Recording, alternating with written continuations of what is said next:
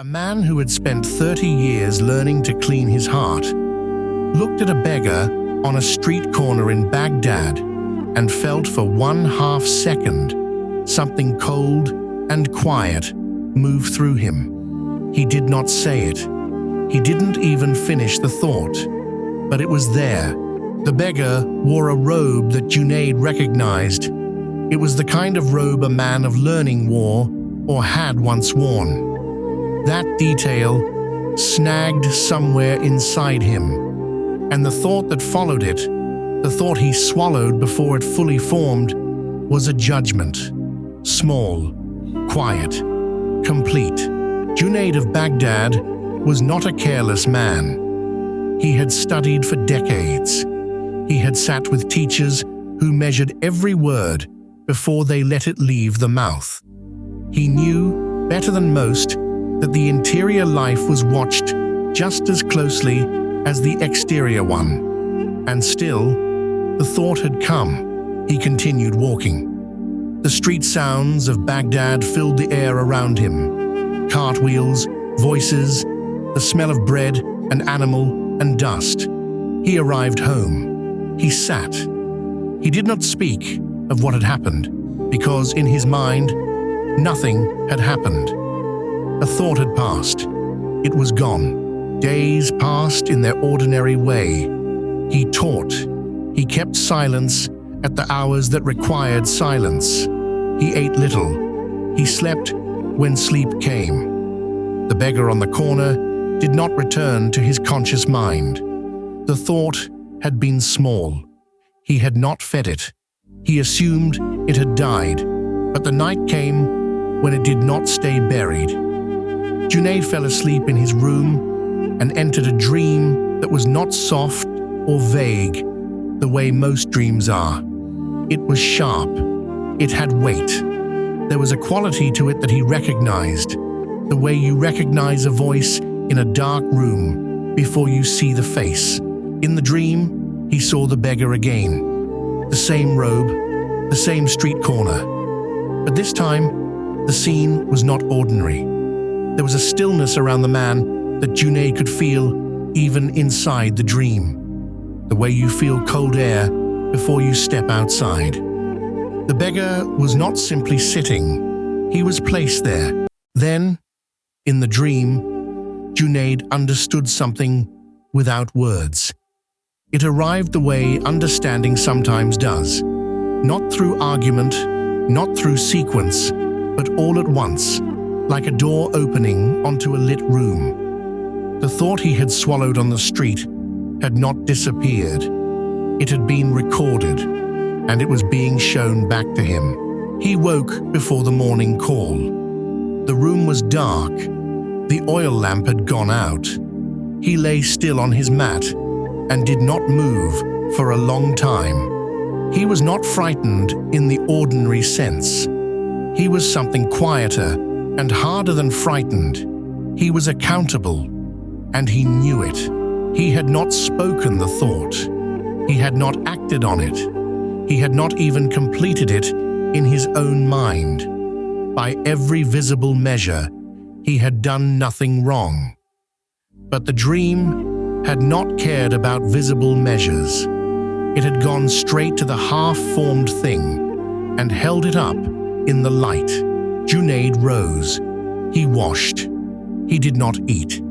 He went out into the streets of Baghdad while the city was still grey and quiet, and the market stalls were not yet open. He walked to the corner where he had seen the man. He did not know if the man would be there. He went anyway. The corner was empty. He stood there for a while. Then he began to ask. He went to the men who slept near the walls, to the water carriers who moved through the streets before dawn, to the women drawing water at the public basin. He described the robe. He described the corner. He asked where the man could be found. It took most of the morning. Eventually, someone pointed him down an alley, then to a low door set into a mud brick wall. He knocked. He waited. The door opened slowly. The man in the robe stood in the doorway, and the recognition between them was immediate, though they had never spoken on the street. Cüneyd did not explain about the dream right away. He began simply. He said that he had passed the man on the street, and that something had moved through his mind in that moment, something he was not proud of. He said he had come to account for it. The man in the doorway listened without expression. Then the man stepped back and gestured for Cüneyd to enter. Inside, the room was small and bare. A kilim on the floor, a clay plate with a few dried dates, a single oil lamp, nothing else. The man sat and indicated that Cüneyd should sit across from him. Then he was quiet for a long time. When the man finally spoke, he did not address what Cüneyd had confessed, not directly. He began instead to speak about the street, about what it was like to sit on a corner and hold out a bowl. He spoke without bitterness. He described the faces that passed. He described what people assumed without asking. He said that most people assumed he was there because he had failed at something. Some assumed he was lazy. Some assumed he was dishonest. Some assumed he had made choices that led him to that corner and therefore deserved to be there. He said almost no one stopped to ask what had actually happened. What had actually happened was a series of ordinary misfortunes that compounded over years.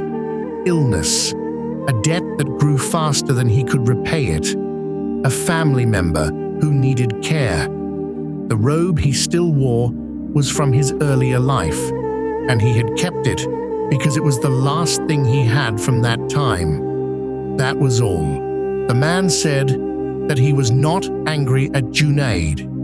He said he had seen the look, the half-second of something, on Cüneyd's face that day on the street. He said it was the same look he had seen on 100 faces. He said what surprised him was that Cüneyd had come back. That almost never happened. Then the man said something that Cüneyd did not expect. He said that coming back was itself a kind of teaching. Not because it fixed the judgment. Nothing could unmake a thought that had already formed, but because it showed that Cüneyd had noticed the thought and refused to let it settle into him quietly without being examined. They sat together for a while after that. The man offered the dates from the clay plate. Cüneyd took one. They ate in silence. Outside, the sounds of Baghdad were growing as the day opened up. Voices, carts, the call of vendors. Inside the small room with the oil lamp, neither man moved to leave. When Cüneyd finally rose to leave, the man stood with him. At the low doorway, Cüneyd paused. He wanted to say something adequate. He could not find words that were adequate. He lowered his head slightly and stepped out into the alley. He heard the door close behind him. He stood in the alley for a moment before walking. He carried what the man had said back through the streets of Baghdad with him. The city was fully awake now. The same noise, the same dust, the same press of people. But Cüneyd moved through it differently. Something had shifted in the weight he carried. Not lighter exactly, but more honestly placed. Here is what this story is actually about. You have never said the thought out loud. You have kept it behind your teeth. You assumed why someone was asking for help. Laziness, dishonesty, bad choices. And you kept that assumption so quiet and so brief that you told yourself it did not count. But it counted. The thought formed. That was enough. The judgment you kept to yourself is not invisible just because you kept it to yourself. Cüneyd knew this better than most people alive in his time, and it still happened to him. The thought arrived. He did not speak it, he did not finish it, and it still had to be accounted for. That is the scale of what is being measured. The second thing this story shows is simpler and harder. When you assume why someone is asking for help, you are almost certainly wrong. The man on the corner had a robe from a previous life. He had illness and debt and a person who needed care. None of that was visible. None of it matched the assumption. It never does. What Cüneyd did that almost no one does is go back. Not to fix the thought. The thought could not be unfixed, but to stand in front of it, to refuse to let it live in him unnamed. That act of going back is available to anyone. It costs nothing except the willingness to admit that something small and quiet happened inside you. Cüneyd of Baghdad walked back to his home through a city that did not know what had happened to him that day. No one on the street could see that anything had changed. The city went on exactly as it had. He went on exactly as he appeared to go on. And something in him had moved, quietly, in the direction of honesty.